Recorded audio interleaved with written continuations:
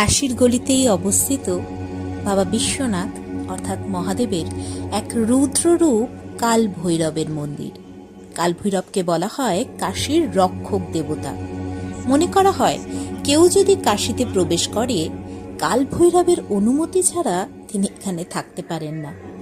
পুরাণ মতে একবার ব্রহ্মা ও বিষ্ণুর মধ্যে কে শ্রেষ্ঠ তা নিয়ে বিরোধ শুরু হলে শিব তখন নিজের রুদ্র রূপে এক তেজস্বী রূপ ধারণ করেন। তিনি ব্রহ্মার অহংকার ভাঙতে তার একটি মস্তক ছেদন করেন। সে কারণে কাল ভৈরবের হাতে দেখা যায় একটি খুলি বা কপাল। এই খুলি বা ব্রাহ্মণের মস্তক ছেদনের পাপ থেকে মুক্তি পেতে ভৈরব পৃথিবী ঘুরে বেড়ান, কিন্তু কোথাও সেভাবে শান্তি লাভ করেন না। অবশেষে এই কাশীতে এসেই তার পাপ মোচন হয় এবং তিনি শান্তি লাভ করেন।